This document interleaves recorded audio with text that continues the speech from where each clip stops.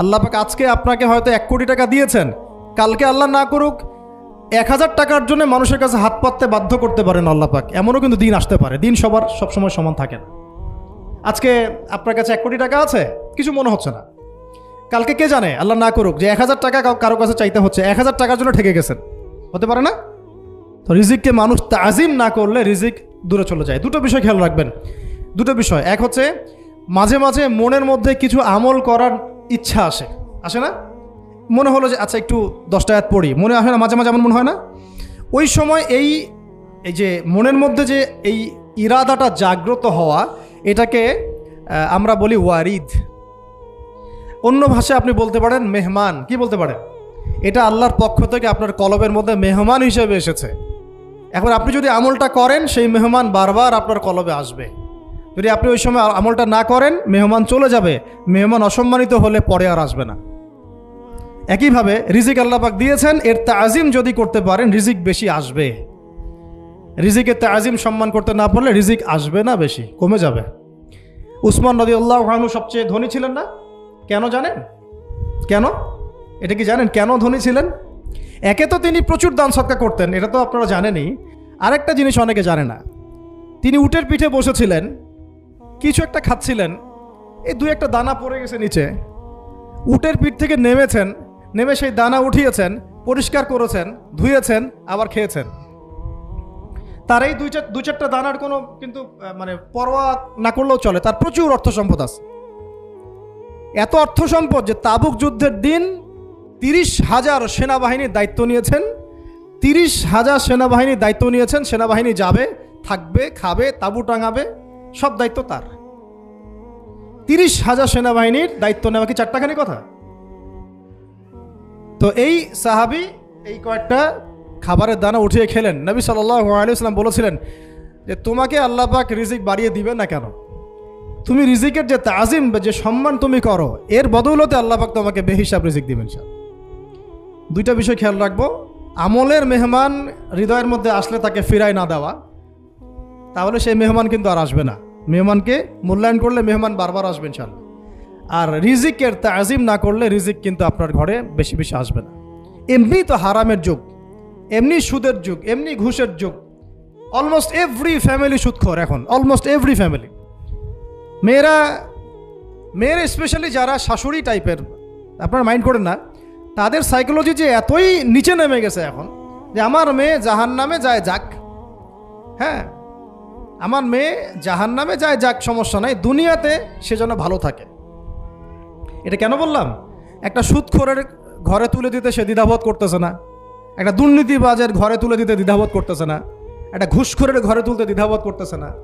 হ্যাঁ, একটা মানে কি বলবো, মাদক সেবী, ড্রাগ অ্যাডিক্টেড, বা এই যে আর কি বলবো ফাসেক, জালেম, এই ধরনের ঘরে উঠাই দিতেও সে দ্বিধাবোধ করছে না। 5তলা বাড়ি চাই আমার মেয়ে 5তলা বাড়ি থেকে সুখে থাকবে। এই যে সুখের ডেফিনেশন এখানে দিয়েছেন আপনারা। এই জন্য কত হাজার হাজার মেয়ের জীবন নষ্ট করে দিয়েছেন আপনারা। আমার কথা মাইন্ড করে না, হাজার হাজার মেয়ের জীবন মায়েরা নষ্ট করে দিয়েছে, শুধুমাত্র মেয়েদের দুনিয়াবি সুখ এর সংজ্ঞাটা বুঝতে ভুল করার কারণে। এর নাম যদি সুখী হইতো, তাহলে অমুসলিমরা সুখী না কেন? পশ্চিমারা সুখী না কেন? ওরা আত্মহত্যা করে কেন?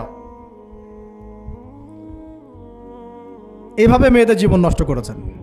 অথচ অল্প যদি হালাল রিজিকও হতো, আল্লাহ পাক তাকে বরকত দিতেন, সুখে থাকতো। তা আল্লাহ পাক আপনাদেরকে রিজিকের মূল্য বোঝার, তাজিম করার তৌফিক দান করেন, আমিন।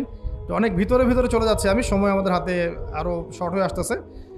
তো এখানে একটা কথা বলে দিব যে রিজিকের প্রসঙ্গ যেহেতু আসছে, যে হালাল খেতে হবে আমাদেরকে, হারামের দ্বারস্থ হওয়া যাবে না।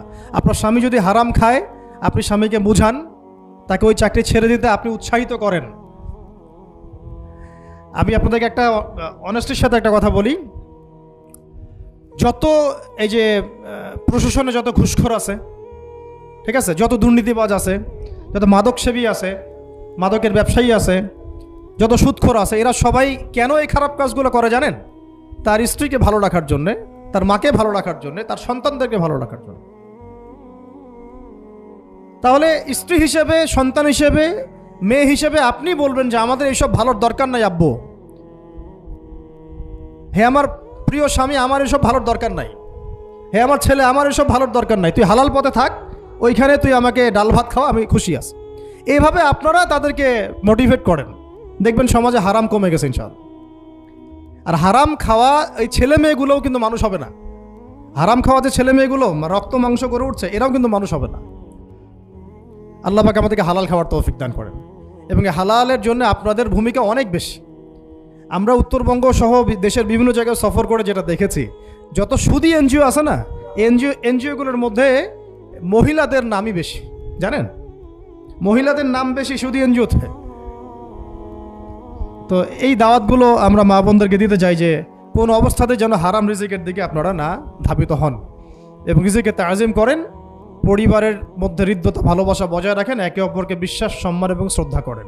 ইনশাআল্লাহ তাআলা আপনাদের পরিবারও সুখী হবে, রিজিকও সুন্দর হবে এবং রিজিকে বরকত হবে ইনশাআল্লাহ।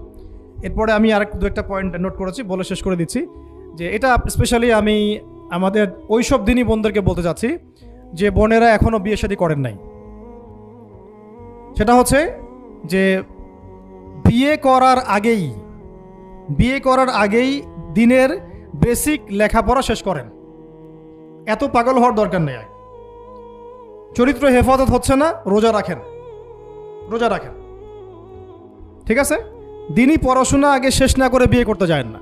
বহু আলেমা যারা মাদ্রাসা লাইনের ছাত্রী ছিল, দিনই পড়াশোনা শেষ না করে বিয়ে পিড়িতে বসার কারণে কেরিয়ার ধ্বংস হয়ে গেছে।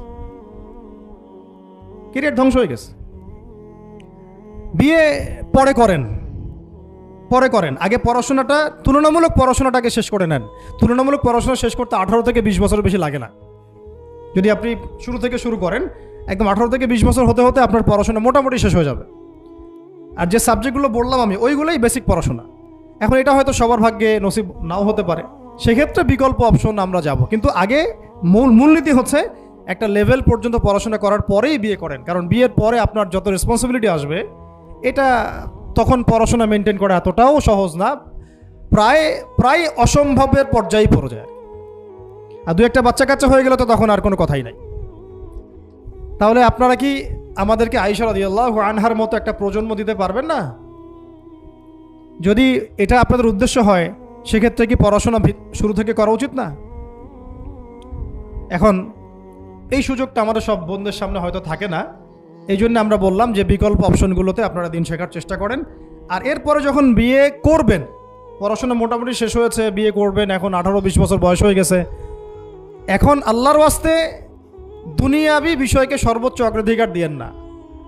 আজীবন পস্তাবেন, এবং একবার পস্তানো শুরু করলে এই পস্তানো আজীবনও শেষ হবে না। তখন মেইল করে মেসেজ করে কোনো লাভ হবে না, কারণ আপনি বিয়ের আগে দিনকে প্রাধান্য দেন নাই, বরং দুনিয়াকে প্রাধান্য দিয়েছিলেন। আপনি বিয়ের আগে দিনকে প্রাধান্য দেন নাই, বরং দুনিয়াকে প্রাধান্য দিয়েছেন। যখন আপনি সবসময় পরকালকে, আল্লাহকে, তার রাসূলকে প্রাধান্য দিবেন, দিনকে প্রাধান্য দিবেন, দুনিয়া আল্লাহই গুছিয়ে দিবেন। আর যখন আপনি দুনিয়াকে সর্বোচ্চ অগ্রাধিকার দিবেন, দিন আপনার কাছ থেকে দূরে সরে যাবে। দিনের একটা গায়রত আছে, একটা ব্যক্তিত্ব, দিনের একটা স্বতন্ত্র গায়রত আছে, সে সবার কাছে ধরা দেয় না। যে তাকে মূল্যায়ন করে তার কাছেই দিন আসে, যে তাকে মূল্যায়ন করে না তার কাছে দিন আসে না। তো দিনদার ছেলেকে প্রাধান্য না দিয়ে বিয়ে করতে যায় না, জীবনটা ধ্বংস হয়ে যাবে। হ্যাঁ, আমি বলছি না দিনদার ছেলে মাদ্রাসাতেই থাকে না, ইঞ্জিনিয়ার লাইনেও থাকতে পারে, ডক্টরও হতে পারে, ইঞ্জিনিয়ারও হতে পারে, কিন্তু এটা বাহ্যিকভাবে এটাকে জাস্টিফাই করাটাও ডিফিকাল্ট। কিছু কিছু ক্রাইটেরিয়া দেখে আপনি একটু আন্দাজ করতে পারেন, পুরোপুরি হয়তো কখনোই বুঝতে পারবেন না।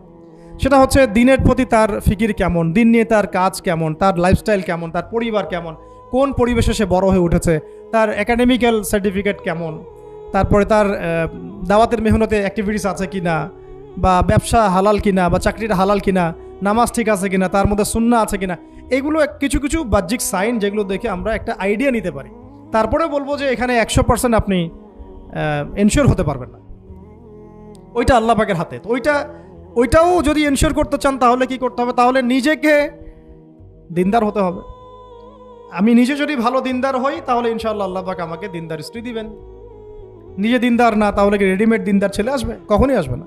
দোয়া করতে হবে, রব্বানা হাব লানা মিন আজওয়াজিনা ওয়া যুররিয়াতিনা কুররাতা আয়ুন ওয়াজআলনা লিল মুত্তাকিনা ইমামা। দোয়া করতে হবে যে রব্বি হাবলি মিনাস সালিহিন, রব্বি হাবলি মিন লাদুনকা যুররিয়াতান তাইয়্যিবা ইন্নাকা সামিউদ দুআ। এই বিষয়গুলো দেখে খেয়াল রাখবেন। আর শরীয়তের মেজাজ মাথায় রাখা। শরীয়তের মেজাজের কথাটা আজকে এই জন্য বলছি যে আমরা আমাদের দেশে যে প্রবলেমটা দেখি, ইসলামের পূর্ণাঙ্গ বিষয়গুলো মানুষ মাথায় রাখতে চায় না। ইসলামে যেমন নামাজ, রোজা, হজ, যাকাত আছে, ইসলামে কিন্তু দাওয়াত, তাবলিগ, জিহাদও আছে, তাই না? ইসলামে কিন্তু শরিয়া আইনও আছে, হুদুদ, কিসাস আছে, ইত্যাদি আছে। আমাদের সমাজে দেখেন নামাজ শব্দ পরিচিত কিন্তু কিসাস শব্দ পরিচিত না। কিসাস মানে কয়জন জানেন যে কিসাস শব্দ অর্থ কি?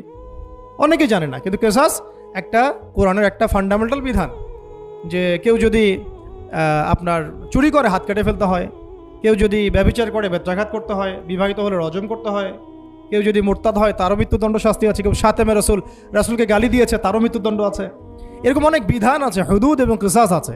হত্যার বদলে হত্যা, চোখের বদলে চোখ, জানের বদলে জান। আমাদের সমাজে এগুলো পরিচিত না। নামাজ পরিচিত কিন্তু তাসবিহ তাহলিল পরিচিত, ঠিক আছে? এরকমই সমাজেও বহু বিবাহ এটা অপরিচিত। হ্যাঁ, আপনি একটা বিয়ে করে বাইরে 4টা 5টা 6টা মেয়ের সাথে খারাপ সম্পর্ক করলে সমাজ এটাকে প্রমোট করে, এটাকে কাছে আসার গল্প নাম দেয় আর কি। কিন্তু একটা মেয়ের পুরো জীবনের রেসপন্সিবিলিটি আপনি নেবেন হালালভাবে, তখন সমাজ আপনাকে বাঁকা চোখে দেখবে এবং বিতর্কিত করবে। তো আমরা এখনও ওই ইসলামের ওই মেজাজে যাইতে পারি নাই।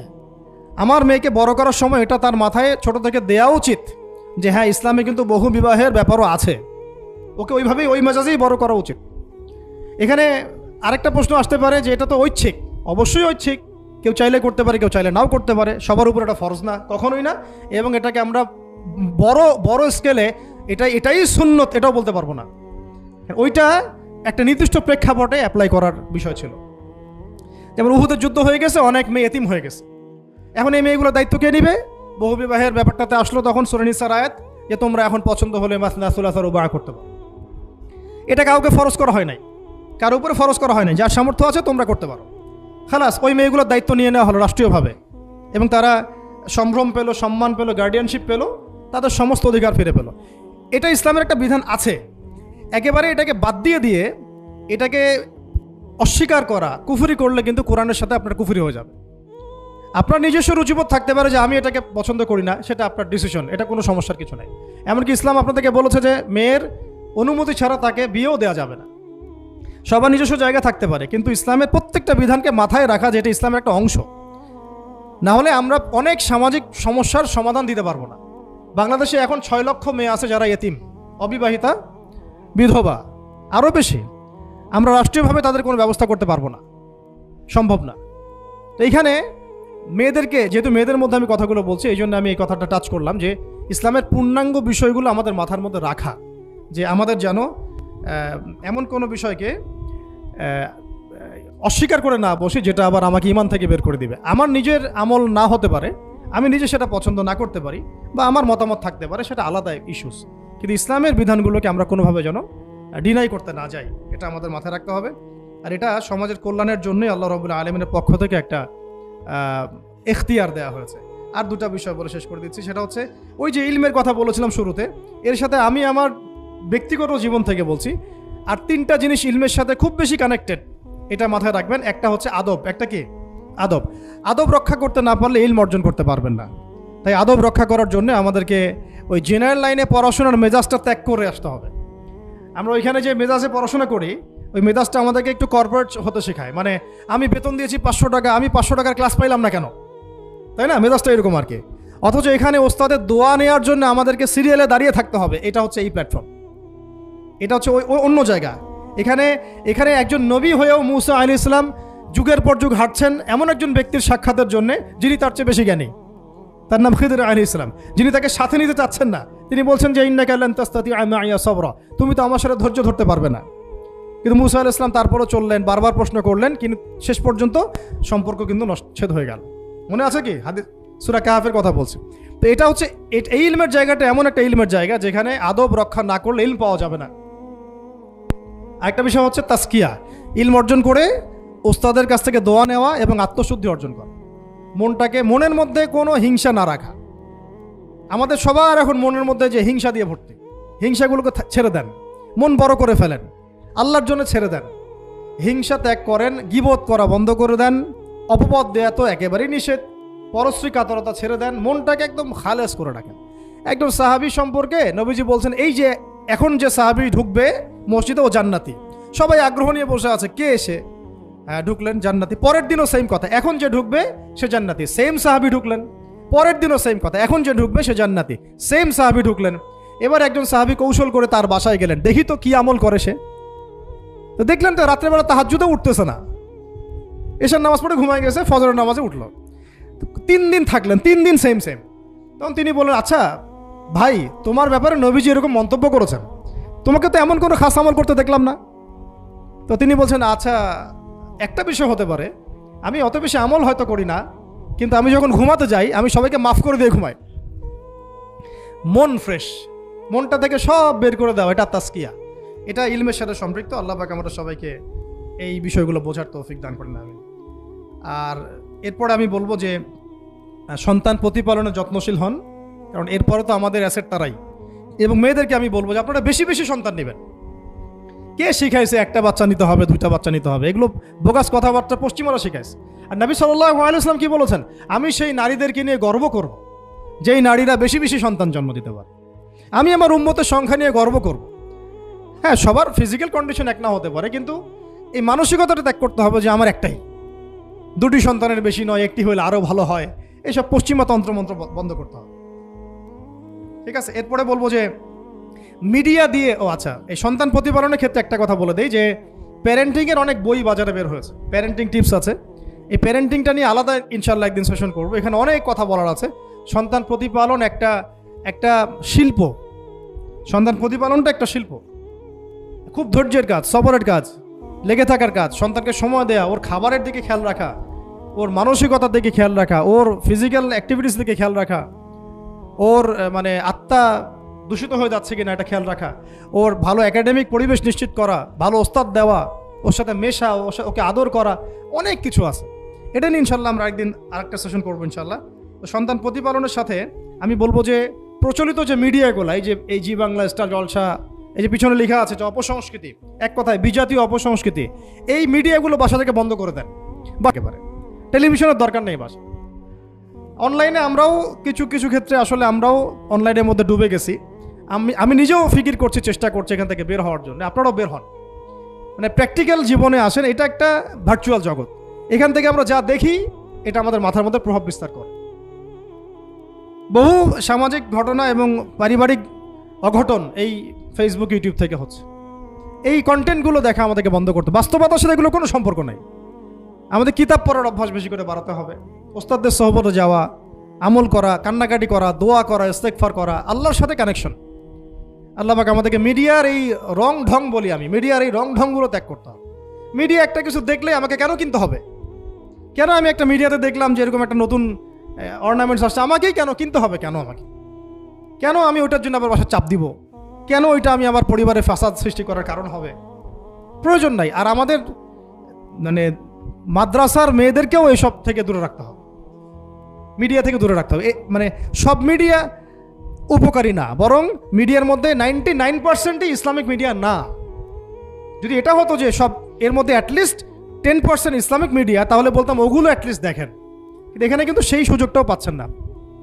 খুব কম মিডিয়া আমাদেরকে প্রকৃত বিষয়টা শেখায় এবং সত্যের কাছাকাছি নিয়ে আসে। বেশিরভাগ মিডিয়াই প্রতারণাপূর্ণ এবং কর্পোরেট সেকশন, এগুলো থেকে আল্লাহ পাক আমাদেরকে দূরে থাকার তৌফিক দান করেন এবং এই কালচারগুলো ছেড়ে দেন। হিন্দুদের কালচারের সাথে আমাদের কী সম্পর্ক? আমরা মুসলিম, আমরা মুহাম্মদ সাল্লাল্লাহু আলাইহি ওয়াসাল্লামের উম্মাহ। আমাদের সাথে মুশরিকদের কী সম্পর্ক? আমাদের সাথে ইহুদিদের কী সম্পর্ক? আমাদের সাথে খ্রিস্টানদের কী সম্পর্ক থাকতে পারে? আমরা কেন ওদের সংস্কৃতি গ্রহণ করব? কিসের জন্মদিন, কিসের মৃত্যু দিবস, হ্যাঁ, কিসের এসব গায়ে হলুদ, কিসের এসব বৌভাত, এগুলো কি? এগুলোর সাথে আমাদের কি সম্পর্ক? আমাদের সাথে সম্পর্ক হচ্ছে হিজাবের, সালাতের, তাসবির, সিজদার, জায়নামাজের, আতরের, খুশবুর, মিসওয়াকের। আমাদের সাথে এগুলোর সম্পর্ক। আমাদের সাথে সম্পর্ক হিজাবের।